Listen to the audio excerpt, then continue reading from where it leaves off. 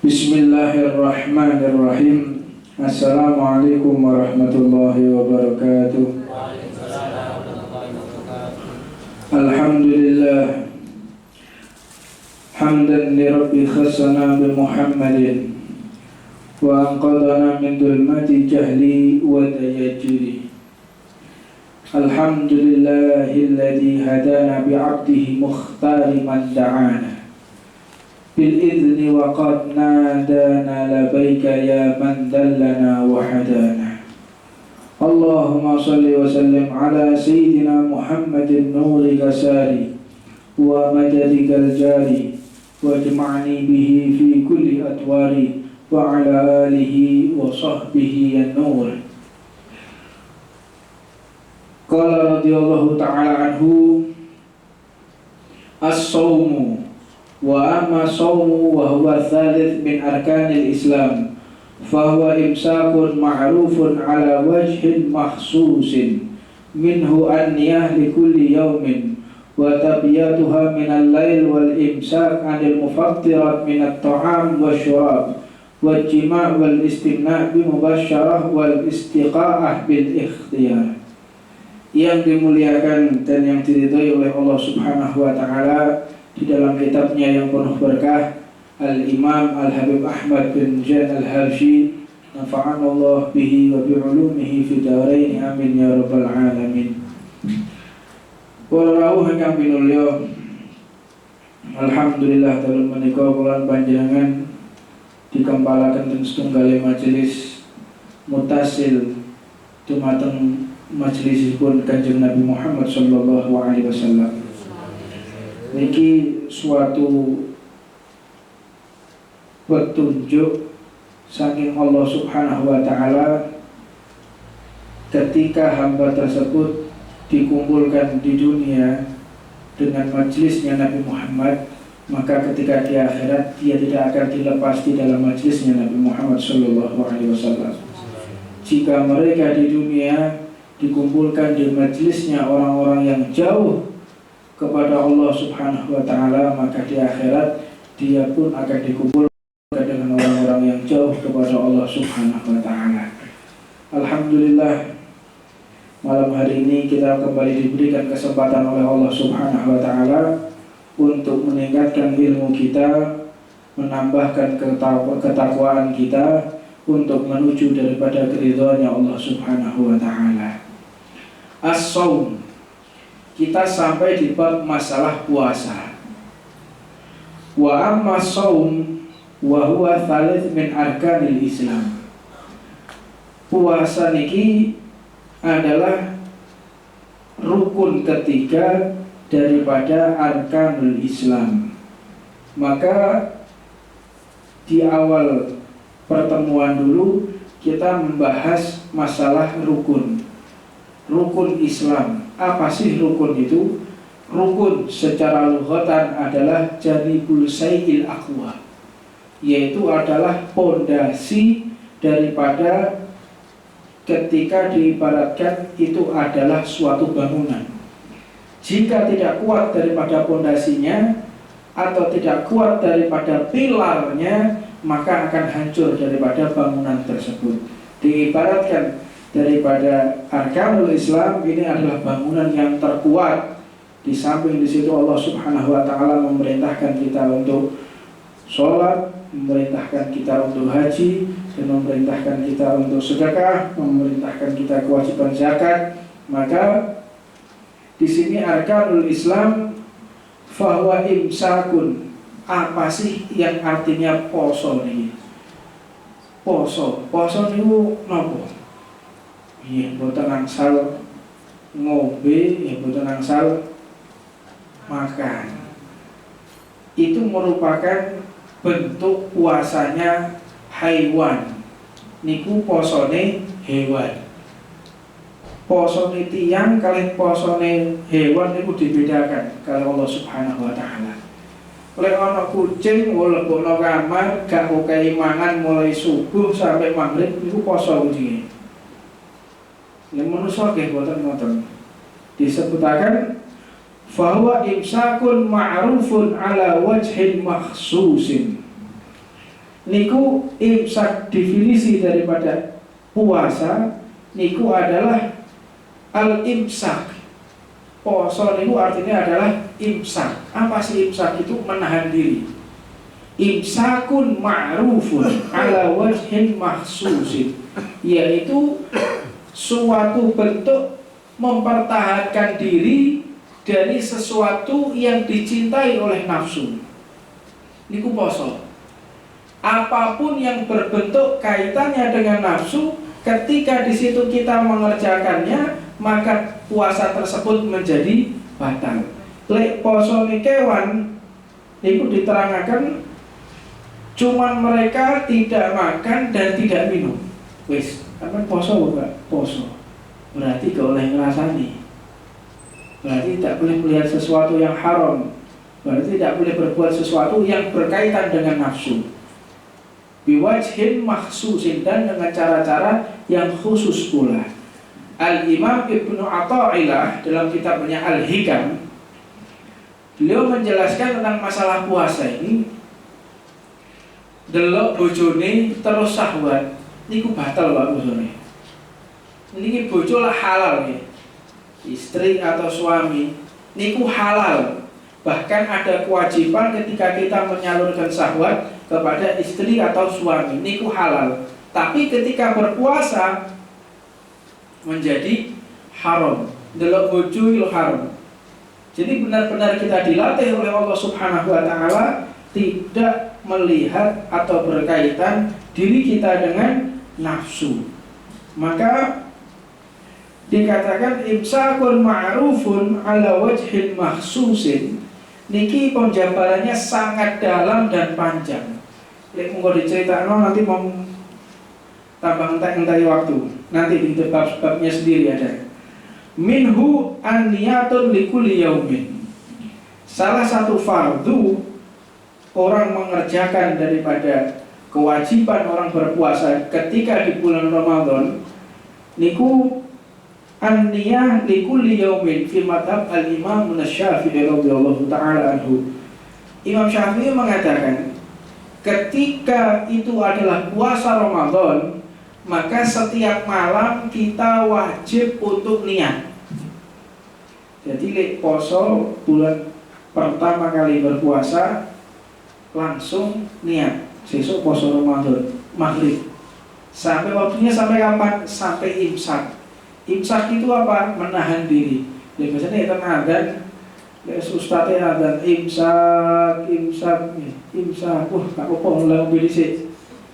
Saya turun isa imsak kok, gak apa-apa. Imsak itu artinya apa? Menahan diri. Wes hop mandek sahure dilereni. Bila kadang-kadang adzan, wes adzan cepetan adzan sing durung bar. Bisa ditambahi mana? Dinyang meneh ya. Mari imsak gak apa-apa kok adzan cepetan adzan iki wong durung teh. Nah, ini merupakan suatu pemahaman yang salah.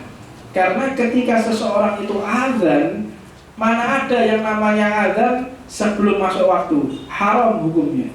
Orang adzan adalah setelah masuk waktu. Durung wayahe zuhur wis adzan dhisik. Gimana hukumnya? Haram.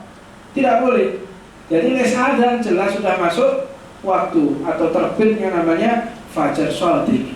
Terbitnya namanya fajar yang benar. Maka diharamkan untuk makan dan minum. Lalu kapan waktunya? Orang ini diwajibkan untuk menahan nafsu ketika di bulan Ramadan. Ya fi kulli syahru Ramadan. Di dalam seluruh bulan Ramadan.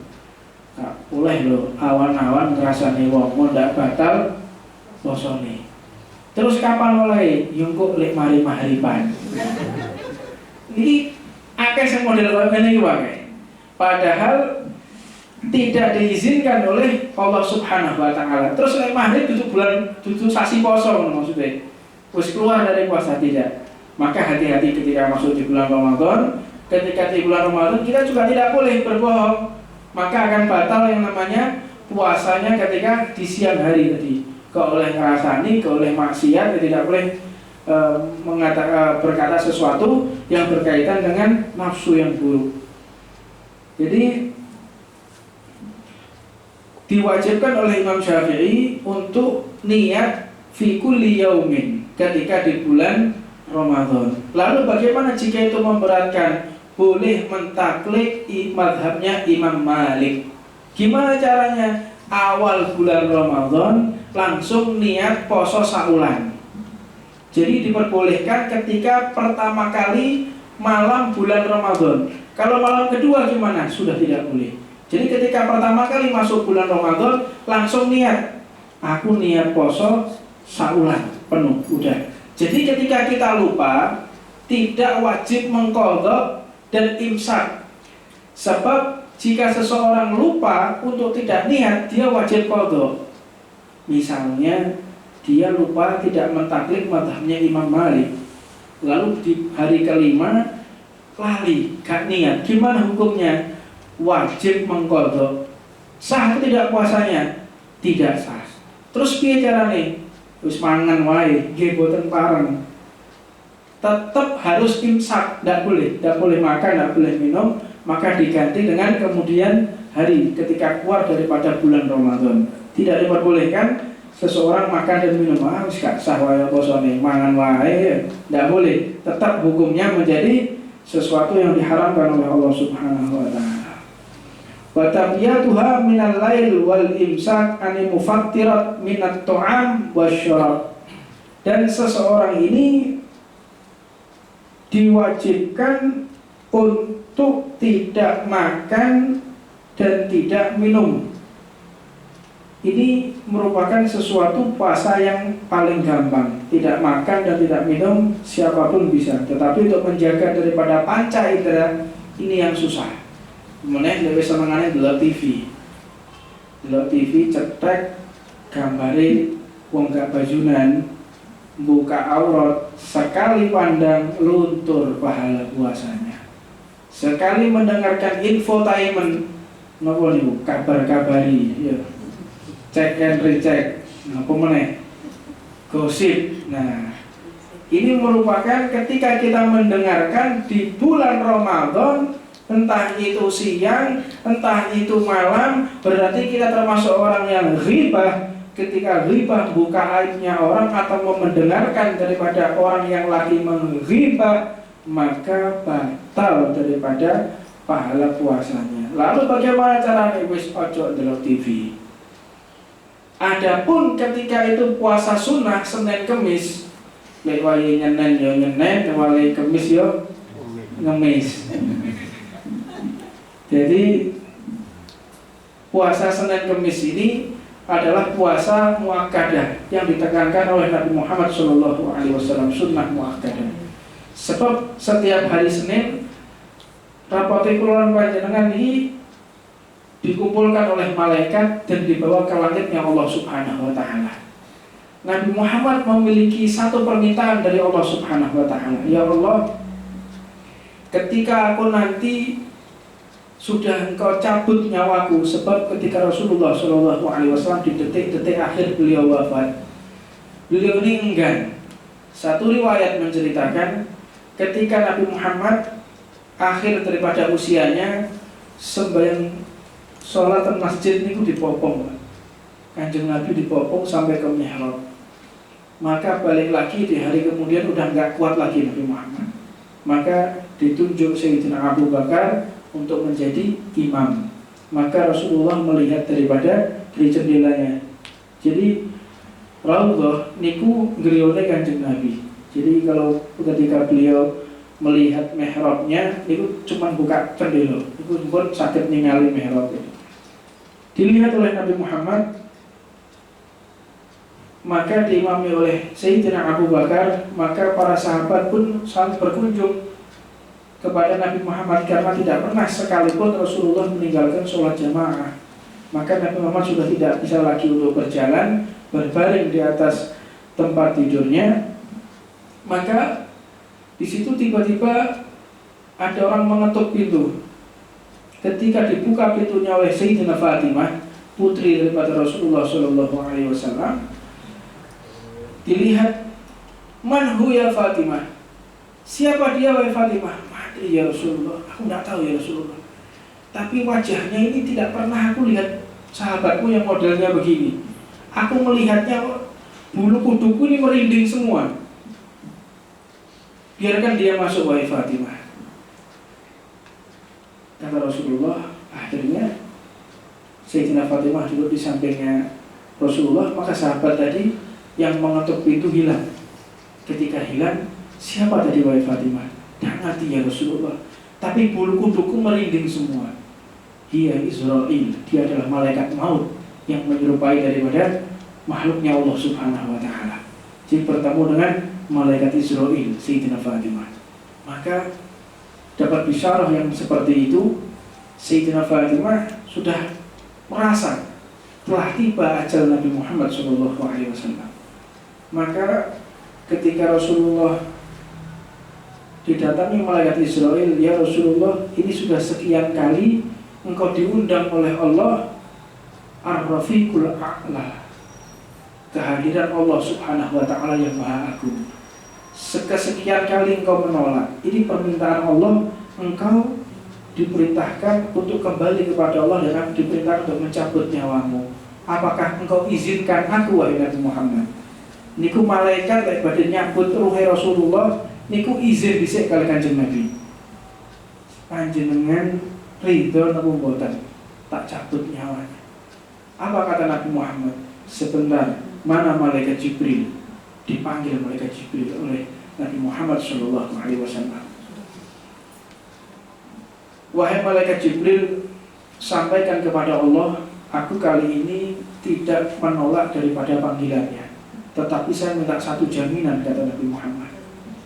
Apa wahai Rasulullah? Banyak yang diceritakan yang semuanya ditujukan untuk keselamatan umatnya. Yang kita bahas di sini satu hal. Nabi Muhammad meminta setiap hari Senin dan Kamis, saya minta rapot umatku jangan langsung dibawa ke langitnya Allah Subhanahu wa ta'ala. Mampirkan dulu ke pusaran makomku. Ketika aku dapati daripada umatku dia berlaku baik, berbuat amal pahala yang baik, aku tersenyum. Tetapi jika umatku bermaksiat, aku tahan dulu, aku mau istighfarkan dulu, menyebut nama Allah Subhanahu wa ta'ala. Aku mau ampunkan dulu, sehingga nanti ketika di akhirat dia sudah tidak lagi dihisab oleh Allah Subhanahu wa ta'ala. Hingga malaikat mengatakan, ajaban kaifal ajab li umam sabiqah. Aku ini merasa heran jika ada umat terdahulu bisa lolos dari azabnya Allah. Aneh, ajaib. Kalau ada umatnya Nabi Musa, kalau ada umatnya Nabi Ibrahim, mereka bisa lolos atas azabnya Allah, atas syariatnya Allah. Niki aneh bin ajaib. Fal halak kaifal halak li ummati Ahmad. Dan sungguh celaka bin celaka jika ada umat Nabi Muhammad sampai dia diazab oleh Allah Subhanahu wa ta'ala. Li'annahu, karena mereka memiliki syafa'atul kubra, memiliki daripada syafaat yang besar, yaitu mereka memiliki Nabi Muhammad SAW. Maka ketika Nabi Muhammad terakhir yang dikatakan oleh Allah Subhanahu wa ta'ala, ya Allah, aku minta kepada umatku untuk tidak engkau sisakan satupun mereka di neraka. Bashir Habibi Muhammadah anal akhdulhu fi ummati abada. Maka Rasulullah SAW diberikan wahyu oleh Allah Subhanahu wa ta'ala, Bashir Habibi Muhammadah. Wahai Basir, mengenai nama Basir itu namanya Nabi Muhammad SAW. Lepas jangan eling Basir niku sinten? Filmnya malam baru di sini. Nah, ini merupakan bentuk permusuhan media televisi untuk melecehkan nama Nabi Muhammad SAW. Maka beberapa tahun yang lalu kita ikut protes, kita mengirimkan surat, Basir tidak boleh bagi nama yang jorok. Diwujudkan Basir itu kemproh watangnya gede, lalu mangane akeh. Siapa dia? Nama Nabi Muhammad SAW. Secara tidak langsung kita benci dengan nama Basir, terus kalau jeneng anake Basir itu kan. Padahal itu Basir niku nama Nabi Muhammad yang terakhir untuk memperjuangkan umatnya. Bashir Habibi Muhammad. Bashir, Muhammad ini adalah kekasihku, maka aku tidak akan menyia-nyiakan umatnya Nabi Muhammad selama-lamanya. Ini janjiku kepadamu wahai kekasihku Nabi Muhammad. Aku tidak akan satupun membuat umatmu kecewa kepadaku. Aku akan bahagiakan umatmu di dunia sampai di akhirat ketika mereka berpegangan teguh dengan syariatmu. Maka Nabi Muhammad pun ridho dan keluar daripada alam yang fana ini, sehingga di alam kuburnya, di pusaran kuburnya, tidak ada amal pahala kita yang sampai kepada Allah yang terlebih dahulu diistighfarkan oleh Nabi Muhammad Sallallahu alaihi wa ala alihi wasallam. Maka kecintaan Nabi Muhammad kepada kita melebihi kecintaan kita kepada orang tua kita, melebihi kecintaan orang tua kita kepada kita. Mentok-mentoknya kita cinta kepada anak, mentok-mentoknya kita cinta kepada orang tua, gak bakal kita berani menanggung di hadapan Allah Subhanahu wa ta'ala. Cinta kita kepada orang tua, gelap atau gak dikubur bareng, gak mau kita. Mau atau tidak disiksa bareng, gak mau kita. Tapi Nabi Muhammad, aku siap. Sehingga ketika beliau ditarik rohnya oleh malaikat Israel, Nabi Muhammad mengatakan, sakit, merasakan sakitnya sakaratul maut. Inna fil maut sakarat, sesungguhnya di dalam sakaratul maut, di dalam roh ketika ditarik niku ada rasa sakit sakaratul maut. Sehingga diadukan oleh malaikat Israel, wahai Israel, apakah seperti ini rasanya sakaratul maut? Maka dijawab oleh malaikat Israel, ya ini paling halusnya aku mencabut ruhnya seluruh alam. Saya mencabut ini yang paling halus ya Rasulullah. Kalau ini yang paling halus, maka timpakan rasa sakit sakaratul maut kepadaku semuanya. Umatku yang berdosa besar, umatku yang pernah berzina, umatku yang pernah meminum minuman keras, timpakan rasa sakitnya kepadaku semua, sehingga tidak dirasakan oleh umatku. Biar aku yang nanggung rasa sakitnya sakaratul maut. Ini yang dikatakan oleh Nabi Muhammad SAW. Ditanggung rasa sakit sakaratul maut kita oleh Nabi Muhammad SAW. Maka kecintaan Nabi Muhammad kepada kita melebihi kecintaan orang tua kita kepada kita. Maka diwajibkan kita mencintai Nabi Muhammad melebihi cinta kita kepada orang tua kita, melebihi cinta kita kepada harta, melebihi cinta kita kepada segala apapun, karena kecintaan Nabi Muhammad melebihi daripada itu semua. Dan salah satu yang dilarang oleh Allah Subhanahu wa ta'ala yaitu wal jima', bersetubuh ketika di siang hari, wal istimna bil mubasarah, onani atau mengeluarkan daripada sperma dengan sentuhan, dengan gesekan atau dengan apapun. Dengan itu maka membatalkan yang namanya pahala puasa atau puasanya pun batal. Wal istiqa'ah bil ikhtiyar, dan juga melogok, dilogok sampai muntah. Maka di sini daripada yang wajib dikerjakan orang-orang yang melaksanakan puasa. Jika ada pertanyaan, monggo silahkan. Ada pertanyaan tentang puasa atau di luar puasa, silahkan. Masih ada waktu 5 menit. Monggo.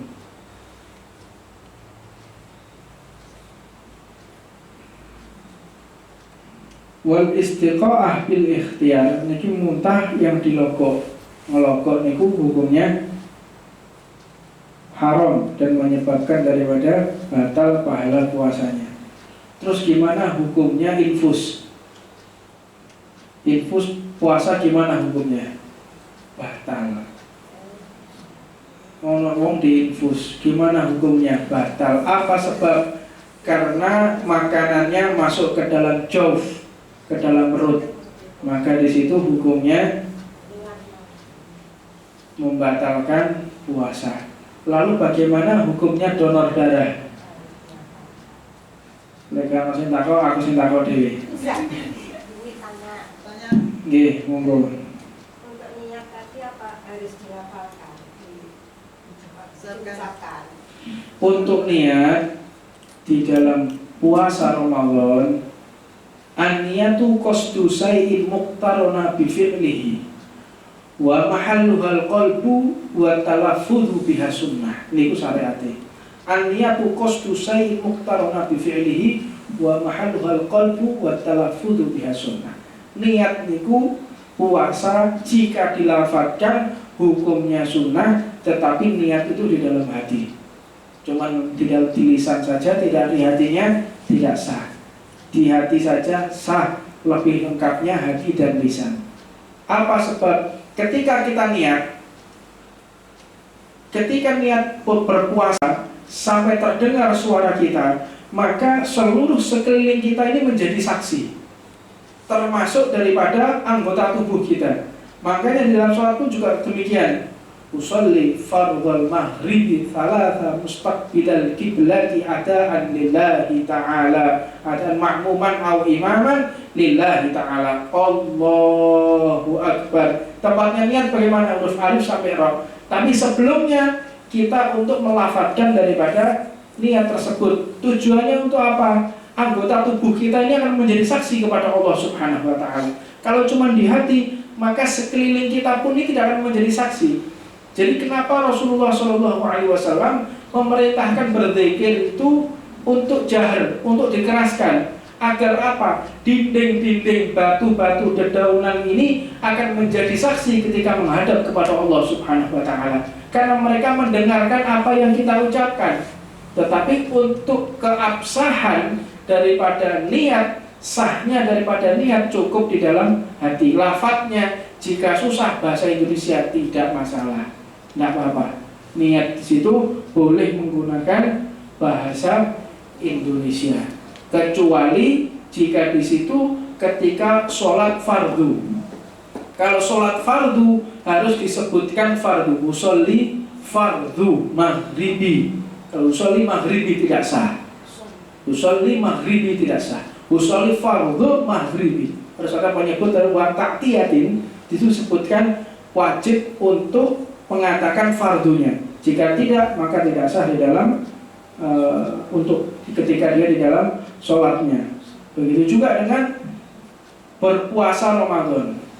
Niat puasa di bulan Ramadan, ini puasa fardu di bulan Ramadan, niat. Begitu aja sudah sah. Mungkin ada pertanyaan lain, silahkan. Donor darah. Nah, donor darah boleh untuk diambil sampel darahnya. Imam Romli mengatakan boleh, sedangkan Imam Malik mengatakan jika jumlahnya banyak itu bisa menjadi makruh dan bisa menjadikan batal. Kalau kita donor diambil sampel darahnya untuk misalnya dilihat daripada kesehatannya, itu boleh. Untuk cek darah boleh, tidak lebih daripada sekitar mungkin berapa cc yang 5 cc atau 10 cc maksimal sudah. Nah, di situ maksimal Imam Malik mengatakan tidak lebih daripada, kalau tidak wallahu alam, kita tidak berani bahwa kitabnya yang pasti berapa cc, fatwanya beliau ada.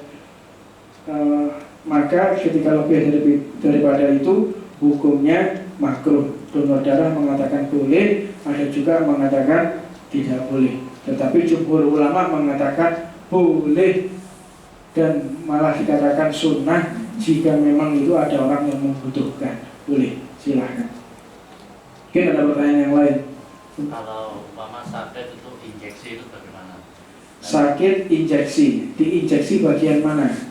Kalau diinjeksi bagian kaki misalnya untuk bius, maka tidak batal. Tapi jika di biusnya mulai pusar ke atas karena itu masuk ke dalam jauf, maka hukumnya batal. Biasanya kalau Di pantat. Nah, di pantat itu masuk ke dalam jauf atau enggak? Sambungannya ke perut atau enggak? Masuk ke dalam perut. Karena di situ termasuk daripada akan membuat batal puasanya. Tetapi bagaimana jika orang-orang sesek misalnya? Saya sampaikan, ini obat sesek, gimana hukumnya? Batal, tidak boleh. Jadi injeksi tidak boleh karena itu masuk ke dalam jauf, kecuali di situ anestesi atau obat patiroso. Gimana jika dia mau dibelah kakinya misalnya dijahit pakai patiroso, hukumnya boleh karena tidak masuk ke dalam jauf, tidak masuk ke dalam perut. Mungkin kalau yang lain silahkan. Ini sudah gosok gigi atau mengharum mulut juga spray. Iya. Gimana hukumnya menggosok gigi pakai pasta gigi atau pakai spray? Jika pasta gigi, maka dikatakan jumhur ulama mengatakan ya juz atau boleh. Tetapi kalau spray ini dia merugikan dirinya sendiri. Saya kira mungkin makruh ya orang memakai spray. Jadi bagaimana spray tersebut masuk ke dalam perut atau tidak? Seperti ketika pasta gigi dia langsung dikumurkan keluar, maka di situ bisa membatalkan daripada pahala puasa. Jadi salah satu modal agar puasa kita ini menjadi saksi, lisan kita ini harus bau mulut. Sebab nanti menjadi hujjah, menjadi bukti ketika kita menghadap kepada Allah Subhanahu wa taala, dan baunya tadi lebih wangi daripada minyak misik. Misiknya yang asli itu, misik kalau asli itu misik ini terbuat dari darah. Salah satu daripada najis yang bisa menjadi suci diantaranya adalah misik atau sama kulit bangkainya sapi atau bangkainya kambing. Jika di situ diambil kulitnya lalu disamak, maka menjadi suci ketika ada di proses berikutnya. Maka yang termasuk najis bisa menjadi suci yaitu adalah misik. Misik itu terbuat dari darah. Minyak misik terbuat dari darah. Jadi rusa yang dia berlari lalu di selakanannya itu dia tergores akhirnya menggumpal sampai gorongan, sampai dia menjadi besar dan akhirnya jatuh. Itu asli minyak misik yang asli itu kayak gitu. Jadi terbuat dari darah. Lah minyak misik yang asli kira-kira dikai sak cc ngono ya. Sak mili ujegoro beti wangi sak beti. Jadi baunya tajam sekali dan nggak bisa hilang. Sangat benar-benar daripada bau yang sangat wangi. Belum ada mungkin, susah sekali kita mendapatkan di Indonesia, mungkin sangat susah. Lalu itu adalah parfumnya Nabi Muhammad. Jadi Nabi Muhammad menggunakan daripada mengoles daripada kulitnya dengan misik tadi. Itu sesuatu najis yang bisa menjadi suci. Nanti ada bab selanjutnya di kitab selanjutnya kita akan bahas lebih dalam lagi. Mungkin ada pertanyaan yang lain. Silahkan.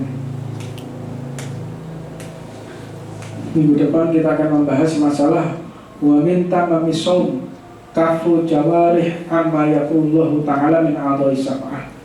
Minggu depan mudah-mudahan kita panjang umur bisa membahas tentang masalah bagaimana puasa itu bisa sempurna di hadapan Allah Subhanahu wa taala dengan cara kita menjaga 7 anggota tubuh. Nanti kita bahas tentang bagaimana 7 anggota tubuh yang disyariatkan oleh Allah Subhanahu wa taala. Rabbana atina fid dunya hasanah wa fil akhirati hasanah wa qina adzabannar wa 'ala sayyidina Muhammadin sallallahu alaihi wasallam. Muhammadin sallallahu alaihi wasallam. Al-Fatihah.